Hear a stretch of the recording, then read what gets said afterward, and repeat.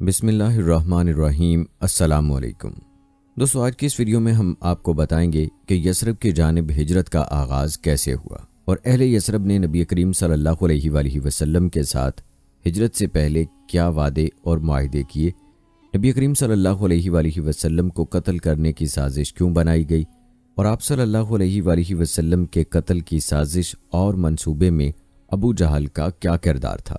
یہ تمام تر تفصیلات آپ کو بتائیں گے اور یہ بھی بتائیں گے کہ آپ صلی اللہ علیہ وآلہ وسلم کی ہجرت کا واقعہ کیا ہے اور غار ثور میں نبی کریم صلی اللہ علیہ وآلہ وسلم کے ساتھ کیا معاملہ پیش آیا، معبد کے خیمے کا قصہ کیا ہے اور سراقہ کے ساتھ کیا معاملہ ہوا جس نے آپ صلی اللہ علیہ وآلہ وسلم کا پیچھا کیا تھا۔ اس کے ساتھ ساتھ آپ کو ہجرت کے بعد مدینہ کے ابتدائی اقدامات سے بھی آگاہ کریں گے جن پر آپ صلی اللہ علیہ وآلہ وسلم نے پہلی فرصت میں توجہ فرمائی۔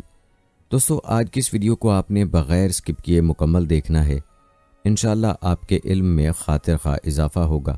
دوستو، ہجرت کا واقعہ بیان کرنے سے پہلے ضروری ہے کہ آپ کو اہل مدینہ کی ان ملاقاتوں اور ان وعدوں کے بارے میں تفصیل بتائی جائے جو نبی کریم صلی اللہ علیہ وآلہ وسلم کے ساتھ مختلف گھاٹیوں میں چھپ کر ہوئی تھیں۔ دوستو، روایات بتاتی ہیں کہ نبوت کے 11ویں سال موسم حج میں یثرب کے 6 آدمیوں نے اسلام قبول کر لیا تھا اور رسول اللہ صلی اللہ علیہ وآلہ وسلم سے وعدہ کیا تھا کہ وہ اپنی قوم میں جا کر اسلام کی تبلیغ کریں گے۔ اس کا نتیجہ یہ ہوا کہ اگلے سال موسم حج آیا، یعنی ذی الحج 12 نبوی بمطابق جولائی 621 عیسوی، تو 12 آدمی حاضر ہوئے۔ ان میں 10 خزرج سے اور 2 اوس سے تھے۔ خزرج کے 10 میں سے جابر بن عبداللہ بن رباح کو چھوڑ کر باقی 5 تو وہی تھے جو پچھلے سال آ چکے تھے، جبکہ نئے 5 یہ تھے: معاذ بن حارث، ذکوان بن عبدالقیس، عبادہ بن صامت، یزید بن صالبہ، عباس بن عبادہ بن نزلہ، اور اوس کے 2 آدمی ابو الحیثم بن عطیحان اور امین بن سائدہ تھے۔ یہ لوگ منی کی گھاٹی میں رسول اللہ صلی اللہ علیہ وآلہ وسلم کے ساتھ جمع ہوئے۔ اس بیعت کی تفصیل صحیح بخاری میں سیدنا عبادہ بن صامت رضی اللہ تعالی عنہ نے بیان کی ہے۔ وہ بیان کرتے ہیں کہ رسول اللہ صلی اللہ علیہ وآلہ وسلم نے فرمایا، آؤ اور مجھ سے اس بات پر بیعت کرو کہ اللہ کے ساتھ کسی چیز کو شریک نہیں کرو گے، چوری نہیں کرو گے، زنا نہیں کرو گے، اپنی اولاد کو قتل نہیں کرو گے، اپنے ہاتھ پاؤں کے درمیان سے گھڑ کر کوئی بہتان نہیں لاؤ گے اور کسی بھلی بات میں میری نافرمانی نہیں کرو گے۔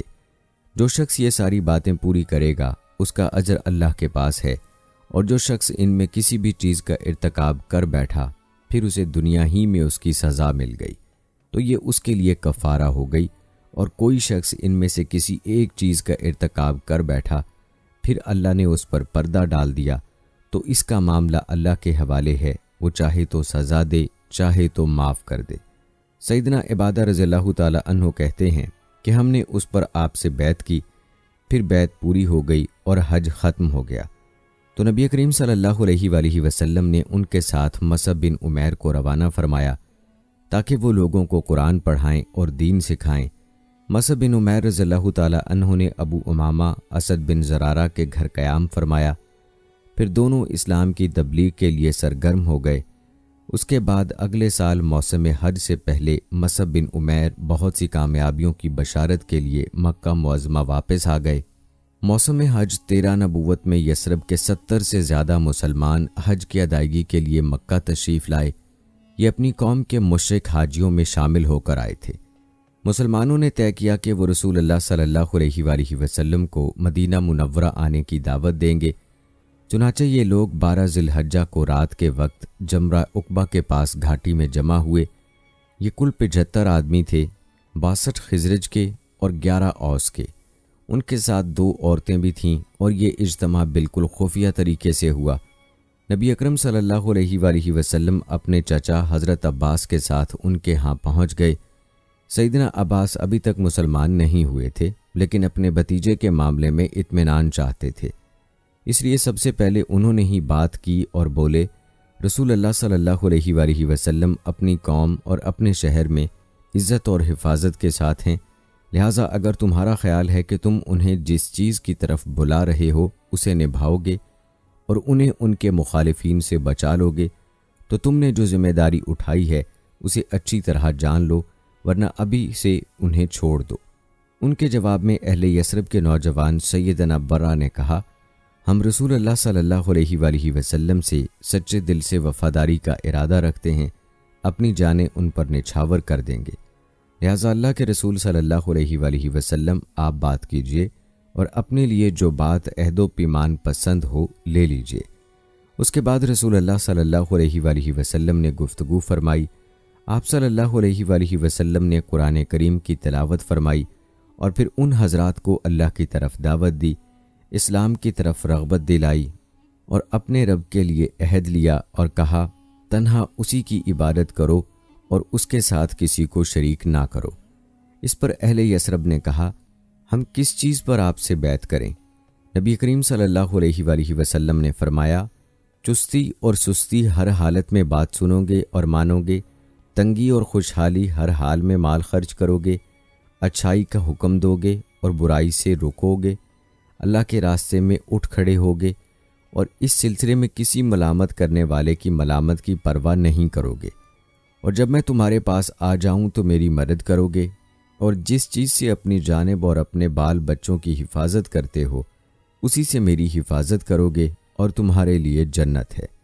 سیدنا عبادہ رضی اللہ تعالی عنہ فرماتے ہیں کہ ہم نے آپ صلی اللہ علیہ وآلہ وسلم سے اس بات پر بھی بیعت کی کہ حکومت کے بارے میں یعنی حکومت سے جھگڑا نہیں کرائیں گے۔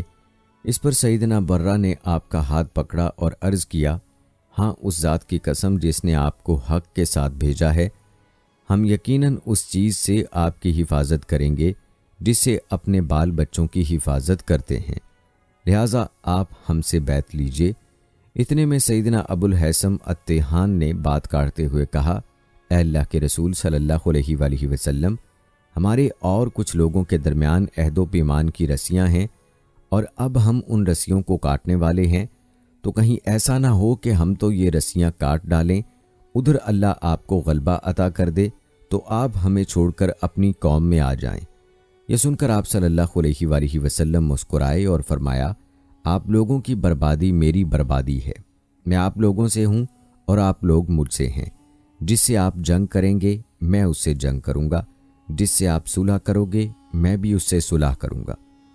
کہتے ہیں کہ ابھی آپ صلی اللہ علیہ وآلہ وسلم نے یہ الفاظ فرمائے ہی تھے کہ اسی وقت سیدنا عباس رضی اللہ تعالی عنہ آگے بڑھے اور بولے، آپ لوگ جانتے ہیں کہ ان سے کس بات پر بیعت کر رہے ہیں، ان سے سرخ و سیاہ یعنی تمام انسانوں سے جنگ پر بیعت کر رہے ہیں۔ میرا مطلب ہے اس بیعت کے بعد ہم لوگوں سے جنگ مول لیں گے، اس لیے اگر آپ کو اندازہ ہے کہ آپ کے اموال کا صفایا کر دیا جائے گا اور آپ کے معزز لوگ قتل کیے جائیں گے تو آپ ان کا ساتھ چھوڑ دیں گے۔ اگر ایسا کرنا ہے تو پھر ابھی ساتھ چھوڑنا ہے، کیونکہ اس طرح تم کو دین اور دنیا کی رسوائی ملے گی۔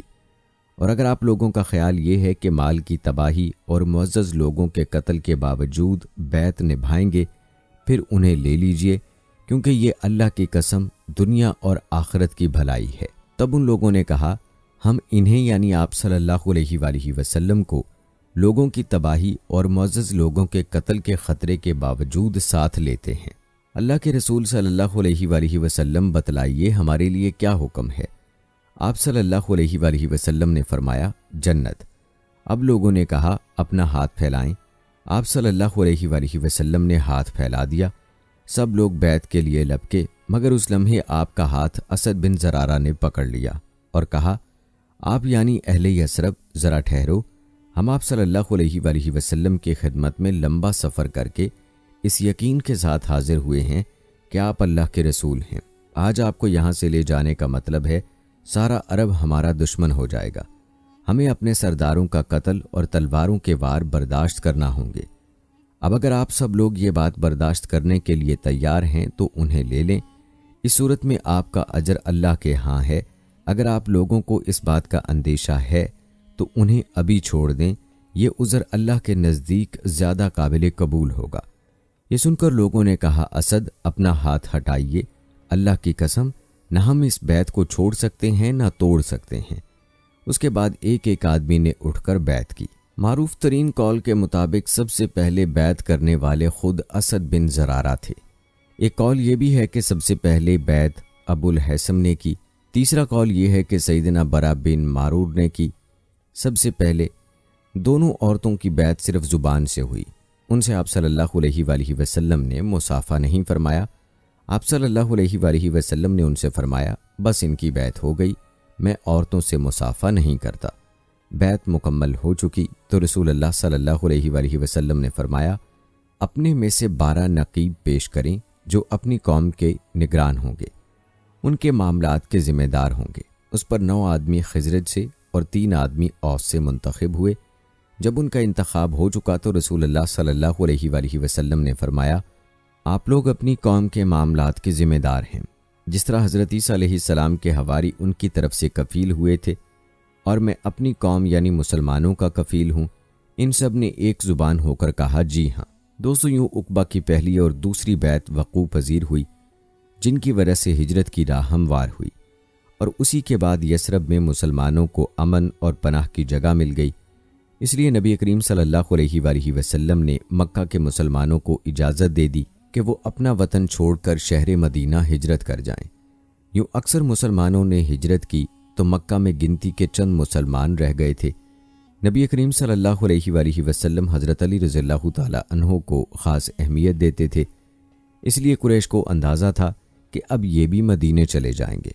ان کو مسلمانوں کی مدینہ منورہ ہجرت اور وہاں ان کے اجتماع سے اپنے دین، تجارت اور اپنے وجود کے لیے بھی خطرہ محسوس ہوا۔ چنانچہ وہ 26 صفر بمطابق 16 ستمبر جمعرات کے دن پہلے پہر غور و خوض کے لیے دارالندوہ میں جمع ہوئے۔ اس اجتماع میں قریباً قریش کے سبھی سردار موجود تھے۔ ابلیس بھی نجد کے ایک شخص کی صورت میں اجازت لے کر ان میں شریک ہوا۔ ان سب لوگوں کو اصل مسئلہ پیش کیا گیا۔ سب نے اپنے اپنے انداز میں اور اپنی اپنی عقل کے مطابق تجویز پیش کی، لیکن ہر تجویز میں کوئی نہ کوئی خامی محسوس ہوئی، اس لیے تمام تجاویز رد کر دی گئیں۔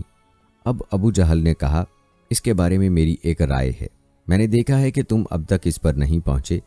وہ رائے یہ ہے کہ ہم ہر ایک قبیلے سے ایک مضبوط اور صاحب نسب ماں کا جوان منتخب کریں، ان میں سے ہر ایک کو ایک ایک تلوار دیں، اس کے بعد سب کے سب اس شخص کا رخ کریں اور اسے ایک ہی وار میں اس طرح قتل کریں کہ سب کی تلواریں اس پر پڑیں۔ اس طرح اس کا خون سارے قبائل میں بکھر جائے گا اور عبد مناف سارے قبیلے سے جنگ نہیں کر سکیں گے، اس لیے خون بہا لینے پر راضی ہو جائیں گے اور ہم وہ انہیں دے دیں گے۔ شیخ نجدی یعنی ابلیس لعین نے فوراً کہا یہ ہوئی بات جو اس نوجوان نے کہی، رائے ہو تو ایسی، باقی سب بیکار۔ باقی لوگوں نے بھی اس رائے کو منظور کیا اور پھر اس کی تیاری میں لگ گئے۔ دوستو، آپ نے ملاحظہ کیا کہ ابو جہل کی سوچ شیطان کو کس قدر پسند آئی، یعنی اس ملعون کی سوچ شیطان کی سوچ سے ملتی تھی۔ کہتے ہیں ابو جہل کے اس شیطانی منصوبے پر عمل کرنے کے لیے ایک رات سب قبیلوں کے بہادر ہاتھ میں تلواریں لیے رسول اللہ صلی اللہ علیہ وآلہ وسلم کے گھر کے چاروں طرف کھڑے ہو گئے۔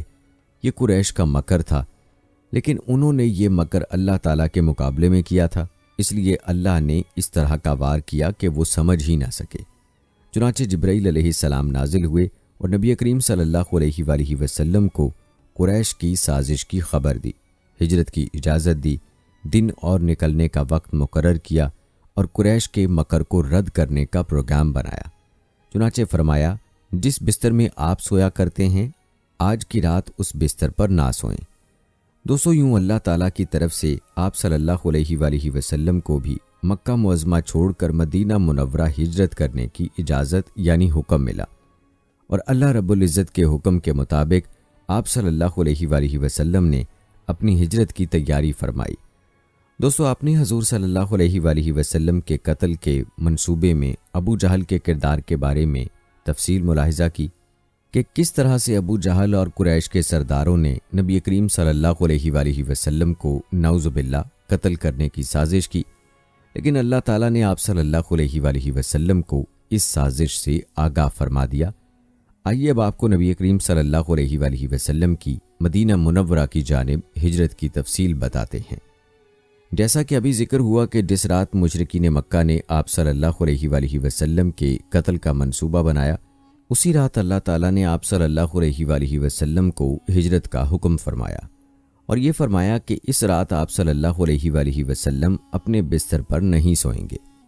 चुनाचे उस रात आपने हज़रत अली रज़ी अल्लाह ताला अन्हो को अपने बिस्तर पर सुला दिया। कुफार ने आपके बिस्तर पर सैयदना अली रज़ी अल्लाह ताला अन्हो को चादर ओढ़े हुए देखा तो गुमान किया कि आप सो रहे हैं। चुनाचे गरूर और फ़ख्र से मटकने लगे और आपकी घात में बैठ गए ताकि जब आप उठकर बाहर निकलें तो सब आप पर टूट पड़ें। उधर रसूलुल्लाह सल्लल्लाहु अलैहि वसल्लम ऐन इस हालत में कि ये लोग आपके घर को घेरे में लिए हुए थे बाहर तशरीफ़ लाए। आप सल्लल्लाहु अलैहि वसल्लम उस वक्त सूरा यासीन की आयत नंबर 9 तिलावत फरमा रहे थे, जिसका तर्जुमा है, हमने उनके आगे रुकावट खड़ी कर दी और उनके पीछे रुकावट खड़ी कर दी, बस हमने उन्हें ढांप लिया, वो देख नहीं रहे हैं। चुनाचे अल्लाह ताला ने उनकी निगाहें पकड़ लीं और आपका कतन एहसास ना कर सके। उसके बाद आप अपने घर से उसी वक्त अबू बकर सिद्दीक़ रज़ियल्लाहु ताला अन्हु के घर तशरीफ़ ले गए और उन्हें अल्लाह के हुक्म की खबर दी। अबू बकर सिद्दीक़ रज़ियल्लाहु ताला अन्हु पहले ही हिजरत के लिए तैयार थे। चुनाचे उन्होंने अपना तमाम असासा 6000 दिरहम मकान की एक खिड़की से निकाले और दोनों हजरात ने यमन का रुख किया और फजर की पो हटने से पहले सौर नामी पहाड़ पर जा पहुंचे। दोस्तों, आपको बताते चलें कि कोहे सौर नामी पहाड़ मक्का मुअज़्ज़मा में 5 मील दूर जनूब मगरिब में वाक़े है। इस वीरान पहाड़ में एक तंग गार है, यह गार सौर के नाम से मशहूर है। यह गार अब तक मौजूद है। मक्के से मदीने शुमाल की तरफ कुरैश का ये ख्याल था कि आपने अपना सफ़र शुमाल ही की तरफ किया होगा, लेकिन आप अपने सफ़र का आगाज़ मुखालिफ सिमत से करके गार सौर में जा पहुँचे। अबू बकर सिद्दीक़ रज़ियल्लाहु ताला अन्हु भी आप सल्लल्लाहु अलैहि वसल्लम के साथ थे, इसलिए उन्हें यार गार कहा जाता है। और दोस्तों, ये भी याद रहे कि रसूलुल्लाह सल्लल्लाहु अलैहि वसल्लम अपने यार गार के साथ गार सौर में 3 दिन और 3 रात रहे। रात की तारीकी में सैयदना अबू बकर सिद्दीक़ रज़ियल्लाहु ताला अन्हु के फर्जंद सैयदना अब्दुल्ला बिन अबी बकर रज़ियल्लाहु ताला अन्हु दुश्मनों की सरगर्मियों की इत्तलात देते रहे। उधर सैयदना अबू बकर सिद्दीक़ रज़ियल्लाहु ताला अन्हु के ग़ुलाम आमिर बिन फ़हीरा बकरियां चराते थे। वो सारा दिन बकरियां चराते रहते और जब रात का एक हिस्सा गुजर जाता तो उन बकरियों को लेकर आपके पास पहुंच जाते। इस तरह दोनों हजरात दूध नोश फरमाते, वो बकरियां हाँक कर चलते थे और वो बकरियों को अब्दुल्ला बिन अबी बकर के कदमों के निशानात पर ले जाते ताकि वो निशानात मिट जाएं। और दोस्तों, जहाँ तक बात है कुरैश की, तो उनके नौजवान रसूलुल्लाह सल्लल्लाहु अलैहि वसल्लम के उठने के इंतज़ार में घर को घेरे बैठे रहे, यहाँ तक कि सुबह हो गई। सुबह होने पर जब सैयदना अली रज़ियल्लाहु ताला अन्हु आपके बिस्तर से उठे तो कुरैश के होश उड़ गए। उन्होंने सैयदना अली रज़ियल्लाहु ताला अन्हु से आप सल्लल्लाहु अलैहि वसल्लम के बारे में पूछा तो उन्होंने जवाब दिया, मुझे इल्म नहीं। उस पर उन्होंने सैयदना अली रज़ियल्लाहु ताला अन्हु को मारा और घसीट कर खाना काबा तक ले गए। कुछ देर कैद में रखा, फिर जब महसूस किया कि उन्हें कैद रखने का कोई फ़ायदा नहीं तो छोड़ दिया। उसके बाद वो लोग सैयदना अबू बकर सिद्दीक़ रज़ियल्लाहु ताला अन्हु के घर आए। उनकी साहबजादी अस्मा रज़ियल्लाहु ताला अन्हा से उसके बारे में पूछा। उन्होंने फरमाया, मुझे मालूम नहीं। इस पर खबीस अबू जहल ने उनके रुखसार पर इस जोर का तमाचा मारा कि कान की बाली गिर गई। फिर उन्होंने हर तरफ आपकी तलाश शुरू कर दी। ये ऐलान भी किया, जो कोई इन दोनों को जिंदा या मुर्दा हासिल करे उसे एक के बदले 100 ऊँट इनाम में दिए जाएंगे। इस तरह बहुत से लोग इनाम के लालच में उठ खड़े हुए। कुछ तलाश करने वाले गारे सौर तक भी जा पहुंचे। वो गार के इस कदर नज़दीक पहुंच गए कि अगर झुक कर नीचे देख लेते तो उन्हें देख सकते थे। ये सूरत हाल देख कर सैयदना अबू बकर सिद्दीक़ रज़ियल्लाहु ताला अन्हु बड़े फ़िक्रमंद हुए। आप सल्लल्लाहु अलैहि वसल्लम ने उन्हें गमज़दा देखकर फरमाया, अबू बकर, ऐसे 2 आदमियों के बारे में क्या ख्याल है जिनका तीसरा अल्लाह हो? गम ना करो, यकीनन अल्लाह हमारे साथ है। इस वाक़े का जिक्र सूरह तौबा की आयत नंबर 40 में यूं आया है, अगर तुम उसकी मदद ना करोगे तो उसकी अल्लाह ने मदद की है। जिस वक्त उन्होंने काफरों ने निकाला था कि वो 2 में से दूसरा था, जबकि वो दोनों गार में थे, जब वो अपने साथी से कह रहे थे कि तू गम ना कर, अल्लाह हमारे साथ है, फिर अल्लाह ने अपनी तरफ से तस्कीन नाजिल फरमाकर उन लश्करों से उसकी मदद की जिन्हें तुमने देखा ही नहीं। उसने काफरों की बात को पस्त कर दिया और बात तो अल्लाह ही की बुलंद है और अल्लाह ज़बरदस्त हिकमत वाला है। पीर की रात रबीउल अव्वल 1 हिजरी को नबी करीम सल्लल्लाहु अलैहि वसल्लम गारे सौर से बाहर तशरीफ़ लाए। آپ صلی اللہ علیہ وآلہ وسلم نے ایک شخص عبداللہ کو اجرت دے کر رہنمائی کے لیے مقرر کر لیا۔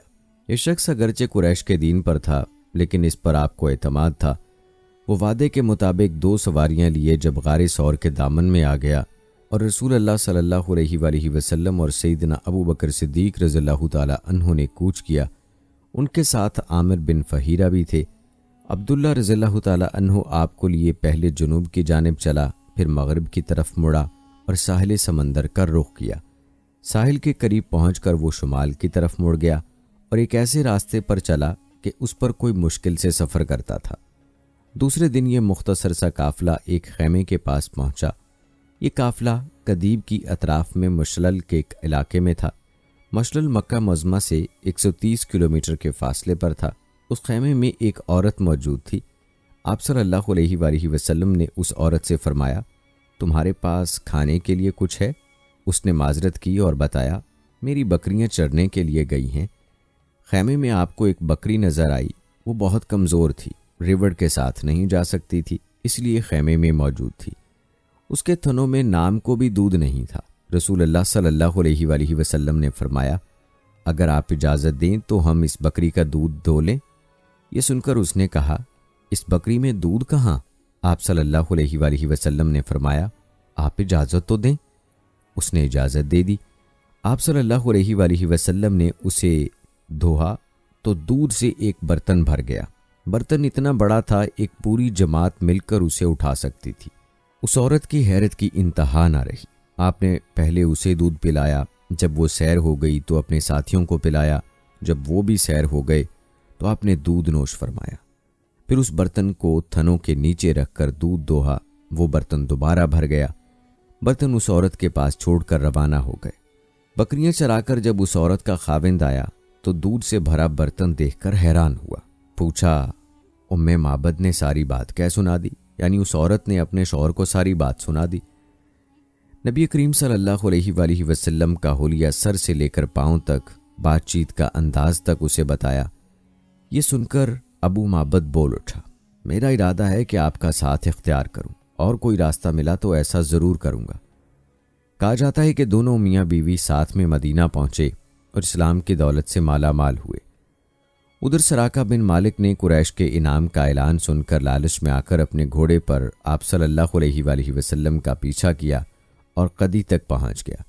جب آپ کے نزدیک پہنچا تو اس کا گھوڑا پھسل گیا، وہ گر گیا، پھر اٹھا، تیر نکالے۔ وہ دیکھنا چاہتا تھا کہ اسے کوئی نقصان تو نہیں پہنچے گا۔ تیر وہ نکلا جو ناپسندیدہ تھا۔ اس نے بری فعل کی پرواہ نہ کی۔ وہ اس حد تک آپ کے قریب پہنچ گیا کہ آپ کی قرات کی آواز سنائی دینے لگی۔ آپ نے اس طرف کوئی توجہ نہ دی، جبکہ سیدنا ابو بکر صدیق رضی اللہ تعالی عنہ بار بار مڑ کر دیکھ رہے تھے۔ ایسے میں اچانک اس کے گھوڑے کے دونوں پاؤں زمین میں دھنس گئے، یہاں تک کہ وہ گھٹنوں تک جا پہنچے، پھر نیچے گرا۔ سراقہ نے گھوڑے کو ڈانٹا، اسے بڑی مشکل سے کھڑا کیا، اس کے پاؤں زمین سے نکالے۔ جب وہ سیدھا کھڑا ہوا تو اس کے پاؤں سے دھوئیں جیسا غبار آسمان کی طرف اڑ رہا تھا۔ سراقہ نے پھر فال کے تیر نکالے، پھر وہی تیر نکلا۔ اس سے اس پر زبردست خوف اور رعب طاری ہو گیا، اور اسے یقین ہو گیا کہ رسول اللہ صلی اللہ علیہ وآلہ وسلم کا معاملہ غالب ہو کر رہے گا۔ چنانچہ وہ پکار اٹھا، مجھے امان دی جائے۔ آپ صلی اللہ علیہ وآلہ وسلم اور آپ کے ساتھی ٹھہر گئے۔ یہ آپ کے نزدیک چلا آیا اور بتلایا کہ قریش نے کیا طے کیا ہے اور وہ خود کس ارادے سے آیا تھا۔ پھر اس نے سامان سفر اور مال کی پیشکش کی۔ آپ نے کچھ لینے سے انکار فرمایا، البتہ اس نے فرمایا، تم ہمارے بارے میں کسی کو نہ بتانا۔ سراقہ نے پروانۂ امن کا مطالبہ کیا۔ آپ صلی اللہ علیہ وآلہ وسلم نے عامر بن فہیرہ کو حکم دیا اور آپ نے چمڑے پر لکھ دیا۔ پھر سراقہ وہاں سے واپس پلٹا اور جو کوئی آپ کی تلاش میں ملا اس سے کہتا گیا، میں اس طرف کی کھوج کر چکا ہوں، میں تمہارا کام کر چکا ہوں۔ اس طرح تلاش کرنے والے اس طرف آگے نہ بڑھ سکے، واپس لوٹتے چلے گئے۔ راستے میں رسول اللہ صلی اللہ علیہ وآلہ وسلم کو بریدہ بن اسلمی ملے۔ یہ اپنی قوم کے سردار تھے۔ قریش نے جس زبردست انعام کا اعلان کر رکھا تھا، اسی کی لالچ میں نبی کریم صلی اللہ علیہ وآلہ وسلم اور ابو بکر رضی اللہ تعالی عنہ کی تلاش میں نکلے تھے۔ لیکن جب رسول اللہ صلی اللہ علیہ وآلہ وسلم سے سامنا ہوا اور بات چیت ہوئی تو نقد دل دے بیٹھے اور اپنی قوم کے 70 آدمیوں سمیت وہیں مسلمان ہو گئے۔ پھر اپنی پگڑی اتار کر نیزے سے باندھ لی، جس کا سفید پھریرا ہوا میں لہرا رہا تھا اور پیغام سنا رہا تھا کہ امن کا بادشاہ، صلح کا حامی، دنیا کو عدل اور انصاف سے بھرپور کرنے والا تشریف لا رہا تھا۔ دوستو، آپ صلی اللہ علیہ وآلہ وسلم کا سفر جاری رہا اور آپ وادی ریم میں پہنچے تو وہاں زبیر بن عوام سے ملاقات ہوئی۔ یہ مسلمانوں کے تجارتی قافلے کے ساتھ شام سے واپس آ رہے تھے۔ انہوں نے رسول اللہ صلی اللہ علیہ وآلہ وسلم اور ابو بکر رضی اللہ تعالی عنہ کو سفید پرچہ جات پیش کیے۔ سوموار 8 ربیع الاول بمطابق 1 ہجری 622 عیسوی کو رسول اللہ صلی اللہ علیہ وآلہ وسلم کوبہ میں داخل ہوئے۔ ادھر اہل مدینہ نے جب سے رسول اللہ صلی اللہ علیہ وآلہ وسلم کی روانگی کی خبر سنی تھی، روزانہ صبح ہیرا کی طرف نکل جاتے تھے اور جب دوپہر ہو جاتی تو واپس پلٹ جاتے۔ اس روز طویل سفر کے بعد لوگ اپنے اپنے گھروں کو واپس جا چکے تھے کہ ایک یہودی کچھ دیکھنے کے لیے اپنے ٹیلے پر چڑھا۔ کیا دیکھتا ہے کہ رسول اللہ صلی اللہ علیہ وآلہ وسلم اور آپ کے ساتھی سفید کپڑوں میں ملبوس چلے آ رہے ہیں۔ اس نے بے خود ہو کر نہایت بلند آواز سے کہا، عرب کے لوگوں، یہ رہا تمہارا نصیب جس کا تم انتظار کر رہے تھے۔ مسلمانوں نے ان کی آواز سنی تو ہتھیار اٹھا کر استقبال کے لیے دوڑ پڑے۔ سب نے مل کر اللہ اکبر کا نعرہ لگایا۔ پھر یہ لوگ ہیرا تک چلے آئے اور وہیں آپ صلی اللہ علیہ وآلہ وسلم سے ملاقات کی۔ اس کے بعد آپ داہنی جانب مڑ گئے اور کوبہ میں بنی عمر کی آبادی میں قیام فرمایا۔ آپ صلی اللہ علیہ وآلہ وسلم سیدنا ابو بکر رضی اللہ تعالی عنہ کے ساتھ دوسرے لوگوں کے درمیان بیٹھ گئے کہ جو بھی آتا سیدنا ابو بکر رضی اللہ تعالی عنہ کو اللہ کا رسول خیال کر کے انہیں سلام کرتا، اس لیے کہ آپ کے بالوں میں سفیدی آ چکی تھی۔ جب اللہ کے رسول صلی اللہ علیہ وآلہ وسلم پر دھوپ آ گئی اور ابو بکر رضی اللہ تعالی عنہ نے آپ کو دھوپ سے بچانے کے لیے چادر تنی تو لوگوں کو معلوم ہو گیا کہ یہ اللہ کے رسول ہیں۔ اس کے بعد قباء میں آپ نے حسوم کے ہاں قیام فرمایا۔ اس سلسلے میں دوسری روایت یہ ہے کہ صعب بن خیثم کے مکان پر قیام فرمایا۔ وہاں آپ نے 4 دن قیام فرمایا اور مسجد قباء کی بنیاد رکھی اور اس میں نماز پڑھی۔ نبی اکرم صلی اللہ علیہ وآلہ وسلم نے فرمایا، جو شخص قباء میں 2 رکعت نماز پڑھے اسے عمرے کا ثواب عطا ہوگا۔ نبی کریم صلی اللہ علیہ وآلہ وسلم کے علاوہ حضرت علی رضی اللہ تعالی عنہ مکہ مکرمہ میں 3 روز ٹھہرے۔ اس دوران میں مکے کے لوگوں کی جو امانتیں رسول اللہ صلی اللہ علیہ وآلہ وسلم کے پاس تھیں ان کو ادا کیا، پھر پیدل چل پڑے اور قباء میں رسول اللہ صلی اللہ علیہ وآلہ وسلم سے آ ملے۔ انہوں نے کلثوم کے گھر قیام کیا۔ آپ 5ویں دن یہاں سے روانہ ہوئے۔ یہ جمعے کا دن تھا۔ ابو بکر رضی اللہ تعالی عنہ آپ کے پیچھے بیٹھے تھے۔ آپ نے اپنے ننیال بنو اجار کے ہاں پیغام بھجوایا۔ وہ تلواریں لٹکائے ہوئے حاضر ہوئے۔ آپ نے ان کی مائیت میں مدینہ منورہ کی طرف کوچ فرمایا۔ دوستو، کہتے ہیں کہ آپ صلی اللہ علیہ وآلہ وسلم بنو سالم کی بستی میں پہنچے تو جمعے کا وقت ہو گیا۔ آپ صلی اللہ علیہ وآلہ وسلم نے وہیں بطن واسی میں جمعے کی نماز پڑھائی، جس میں 100 آدمی شریک تھے۔ جمعے کے بعد نبی کریم صلی اللہ علیہ وآلہ وسلم نے مدینے کا رخ کیا۔ اس وقت تک لوگ استقبال کے لیے امڑ آئے۔ گھر اور گلی کوچے حمد و تسبیح سے گونج رہے تھے اور انصار کی بچیاں خوشی و مسرت سے یہ اشعار پڑھ رہی تھیں، جن کا ترجمہ ہے: ہم پر مدینے کی اطراف سے 14ویں کا چاند طلوع ہوا، اللہ کو پکارنے والا ہم پر شکر و واجب ہے۔ اے نبی، آپ واجب الاطاعت دین لے کر آئے ہیں۔ رسول اللہ صلی اللہ علیہ وآلہ وسلم انصار کے جس محلے سے بھی گزرتے، اس محلے کے لوگ آپ کی اونٹنی کی نکیل پکڑ لیتے اور کہتے، ہم حاضر ہیں، ہمارے ہاں قیام فرمائیں اور ہتھیاروں کے ساتھ آپ صلی اللہ علیہ وآلہ وسلم کی حفاظت کریں گے۔ آپ صلی اللہ علیہ وآلہ وسلم کہتے، اونٹنی کا راستہ چھوڑ دو، یہ اللہ کی طرف سے مامور ہے۔ آپ کے اس فرمان کا مطلب یہ تھا کہ جہاں اللہ چاہے یہ وہاں خود رکے گی۔ چنانچہ وہ وہاں رکی جہاں آج مسجد نبوی ہے۔ یہاں پہنچ کر وہ بیٹھ گئی، لیکن آپ نہیں اترے، یہاں تک کہ وہ تھوڑی دور جا کر رکی، پھر واپس پلٹ آئی اور پھر اسی جگہ بیٹھ گئی جہاں پہلے بیٹھی تھی۔ اس کے بعد آپ نیچے تشریف لائے۔ اب لوگوں نے آپ کو اپنے اپنے گھر لے جانے کے لیے درخواست شروع کی۔ ایسے میں ایوب انصاری رضی اللہ تعالی عنہ نے جلدی سے اونٹنی کا کجاوا اٹھا لیا اور اپنے گھر لے گئے۔ اس پر آپ صلی اللہ علیہ وآلہ وسلم نے فرمایا آدمی اپنے کجاوے کے ساتھ ہے۔ ادھر سیدنا اسد بن زرارہ رضی اللہ تعالی عنہ نے آ کر اونٹنی کی نکیل پکڑی، چنانچہ اونٹنی اسی کے پاس رہی۔ اس حوالے سے صحیح بخاری میں سیدنا انس رضی اللہ تعالی عنہ سے روایت ہے کہ نبی کریم صلی اللہ علیہ وآلہ وسلم نے فرمایا یہاں سے ہمارے آدمی کا گھر زیادہ قریب ہے۔ سیدنا ابو ایوب رضی اللہ تعالی عنہ فوراً بول اٹھے، اے اللہ کے رسول، میرا یہ دیکھیے میرا مکان اور یہ رہا میرا دروازہ۔ نبی اکرم صلی اللہ علیہ وآلہ وسلم نے فرمایا جاؤ اور ہمارے لیے کیلولہ کی جگہ تیار کرو۔ انہوں نے عرض کی آپ دونوں حضرات تشریف لے چلیں، اللہ برکت دے۔ اس طرح میزبانی کا شرف ابو ایوب انصاری رضی اللہ تعالی عنہ کی قسمت میں آیا۔ جب رسول اللہ صلی اللہ علیہ وآلہ وسلم مدینہ میں قیام پذیر ہو چکے تو سیدنا زید اور سیدنا ابو رافع کو مکہ معظمہ بھیجا۔ وہ نبی کریم صلی اللہ علیہ وآلہ وسلم کی دونوں صاحبزادیوں سیدہ ام کلثوم اور سیدہ فاطمہ رضی اللہ تعالی عنہ کو ساتھ لے آئے۔ ان کے ہمراہ سیدنا ابو بکر رضی اللہ تعالی عنہ کے فرزند عبد الرحمن بن ابی بکر بھی اپنے گھرانے کے افراد سیدہ ام رومان، سیدہ عائشہ رضی اللہ تعالی عنہا اور سیدہ اسماء رضی اللہ تعالی عنہا کو لے کر مدینہ منورہ آ گئے۔ دوستو یوں نبی اکرم صلی اللہ علیہ وآلہ وسلم کی مدنی زندگی شروع ہوئی۔ اس دور کو 3 حصوں میں تقسیم کیا جاتا ہے۔ پہلا دور جس میں فتنے برپا کیے گئے، اندر سے رکاوٹیں کھڑی کی گئیں اور باہر سے آ کر دشمنوں نے مدینہ منورہ کو صفحہ ہستی سے مٹانے کی چڑھائیاں کی۔ یہ دور صلح حدیبیہ ذکر 6 ہجری پر ختم ہو جاتا ہے۔ دوسرا دور جس میں بت پرست قیادت کے ساتھ صلح ہوئی، یہ دور فتح مکہ 8 ہجری پر ختم ہوتا ہے۔ اس دور میں دنیا کے بادشاہوں کو دین کی دعوت دی گئی۔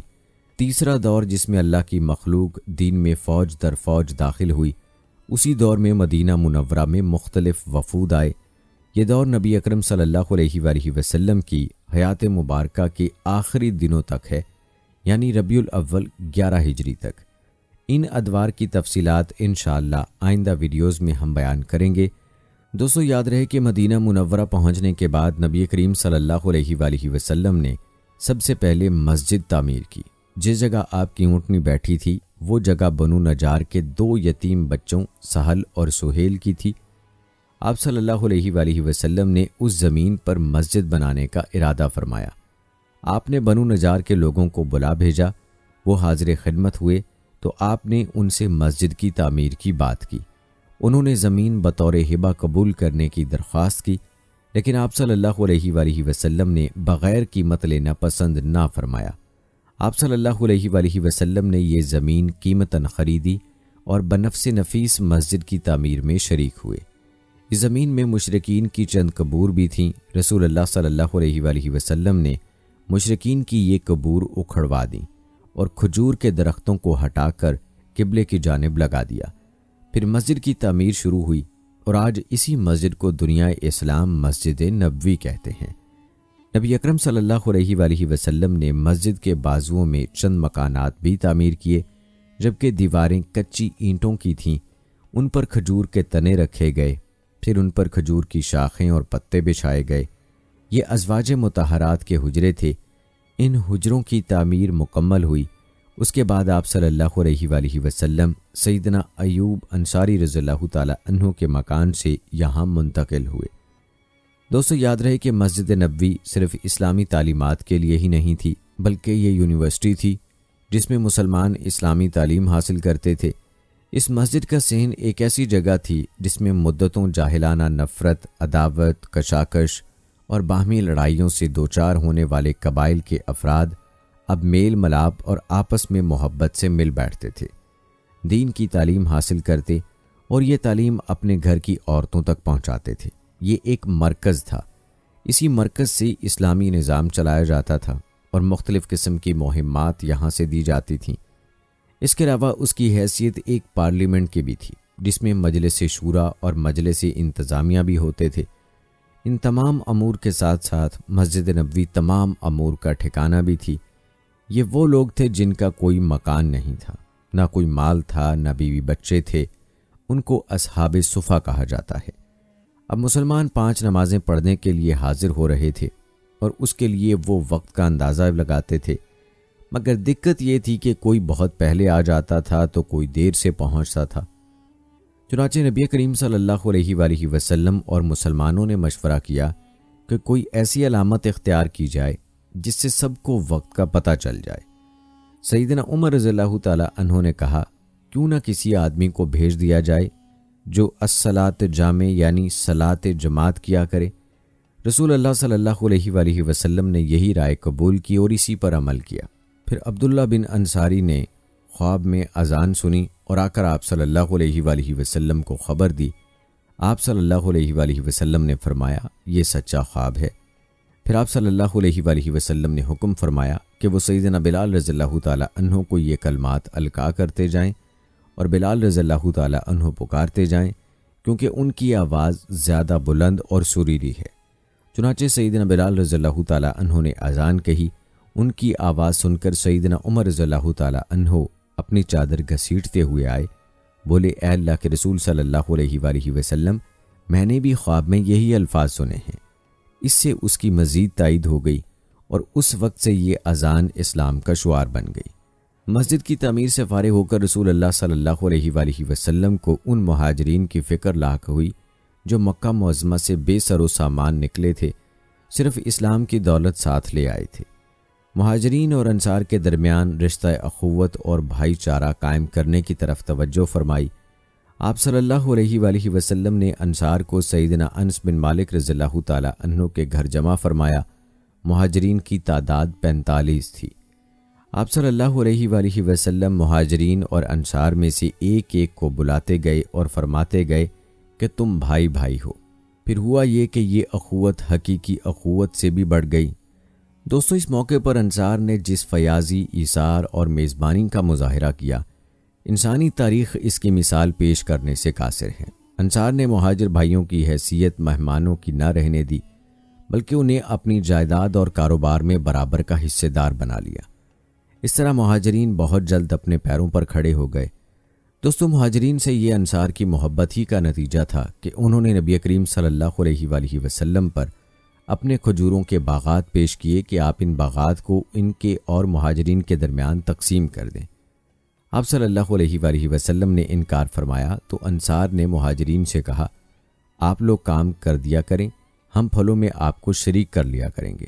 آپ صلی اللہ علیہ وآلہ وسلم نے اس تجویز کو پسند فرمایا۔ کہتے ہیں سیدنا سعد بن ربیع بڑے مالدار انصاری تھے۔ انہوں نے اپنے مہاجر بھائی سیدنا عبد الرحمن بن عوف رضی اللہ تعالی عنہ سے کہا، میرا مال آدھا آدھا تقسیم کر لو، میری 2 بیویاں ہیں، دیکھو جو تمہیں پسند ہو مجھے بتلا دو، میں اسے طلاق دے دیتا ہوں، عدت گزر جائے تو اس سے شادی کر لو۔ یہ سن کر سیدنا عبد الرحمن بن عوف رضی اللہ تعالی عنہ نے فرمایا، اللہ آپ کے اہل اور مال میں برکت دے، مجھے آپ بازار کا راستہ بتا دیں۔ انہوں نے بنو کینکا کے بازار کا پتہ بتلا دیا۔ یہ بازار چلے گئے، محنت مزدوری کی، واپسی پر ان کے پاس کچھ فاضل پنیر اور گھی تھا۔ پھر تھوڑے ہی دن گزرے تھے کہ انہوں نے مال بھی کمایا اور ایک انصاری عورت سے شادی بھی کی۔ یاد رہے کہ مدینہ میں مسلمانوں کے علاوہ 2 اور جماعتیں بھی تھیں۔ یہ دونوں جماعتیں ہر لحاظ سے مسلمانوں سے مختلف تھیں۔ ان کا عقیدہ، دین، مصلحتیں، ضروریات، جذبات اور احساسات بالکل مسلمانوں کے خلاف تھیں۔ یہ دونوں جماعتیں تھیں مشرکین اور یہود کی۔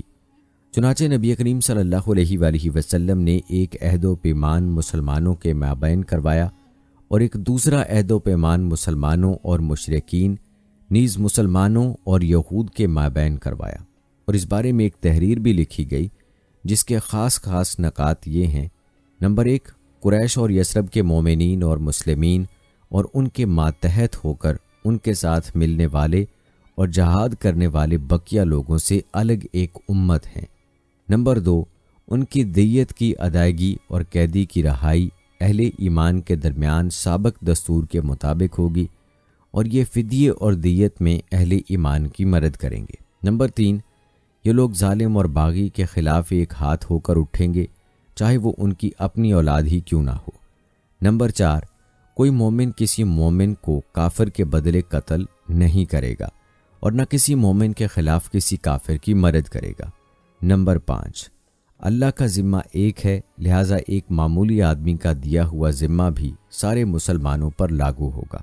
نمبر 6، جو یہود مسلمانوں کے پیروکار ہو جائیں ان کی مدد کی جائے گی اور وہ دوسرے مسلمانوں کی طرح ہوں گے۔ نمبر 7، مسلمانوں کی صلح ایک ہوگی۔ نمبر 8، جو کسی مومن کو قصداً قتل کر دے اس سے قصاص لیا جائے گا، سوائے اس صورت کے کہ مقتول کے ولی راضی ہو جائیں اور اہل ایمان پہ ضروری ہے کہ سب قاتل کے خلاف اٹھ کھڑے ہوں۔ نمبر 9، کسی مومن کے لیے حلال نہیں کہ کسی ہنگامہ برپا کرنے والی یا بدعتی کے مدد کرنے یا اسے ٹھکانہ مہیا کرے۔ نمبر 10، ان کے درمیان کسی بات پر اختلاف ہو تو اسے اللہ اور اس کے رسول صلی اللہ علیہ وآلہ وسلم کی طرف لوٹایا جائے گا۔ اس عہد و پیمان کے علاوہ نبی کریم صلی اللہ علیہ وآلہ وسلم نے مختلف اوقات اور موقعوں پر مسلمانوں سے اسلامی قوت کا حتمی بیان فرمایا، انہیں آپس میں اخوت، مدد، اتحاد و یگانگت، غمگساری اور خبرگیری کی تاکید کی، یہاں تک کہ یہ اخوت تاریخ کی انتہائی بلندیوں تک پہنچ گئی۔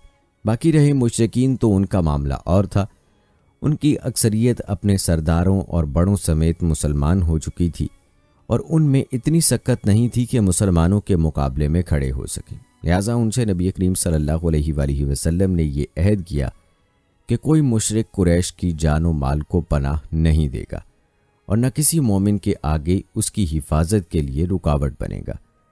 اس عہد کے بعد ان کی طرف سے کوئی اندیشہ نہ رہا۔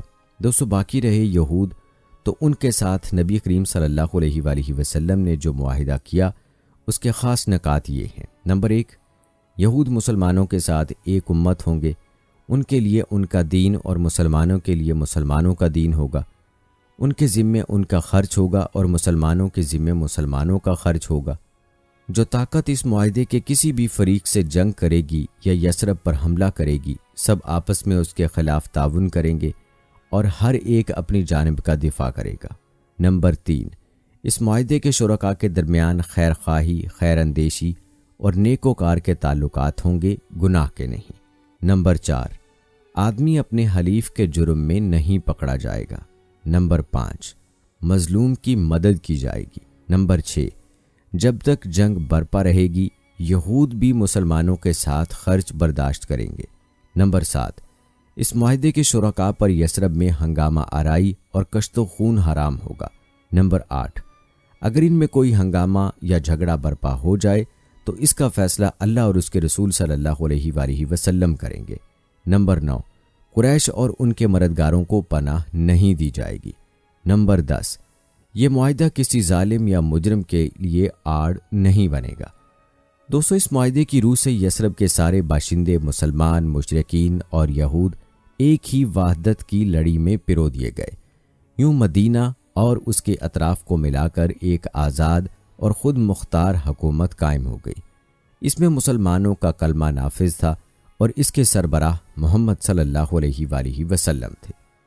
دوستو، یہ تھی ہماری آج کی ویڈیو۔ کمنٹ سیکشن میں اپنی رائے کا اظہار ضرور کریں اور بتائیں کہ آپ اگلی ویڈیو کون سے ٹاپک پر دیکھنا چاہتے ہیں۔ آپ کی قیمتی رائے ہمارے لیے بہت اہمیت رکھتی ہے۔ جانے سے پہلے ویڈیو کو شیئر ضرور کریں، چینل کو سبسکرائب کر کے بیل نوٹیفیکیشن کو ضرور آن کر لیں تاکہ لیٹسٹ اپلوڈ ہونے والی ویڈیوز کا نوٹیفیکیشن آپ تک بر وقت پہنچتا رہے۔ مجھے اگلی ویڈیو تک اجازت دیں۔ فی امان اللہ۔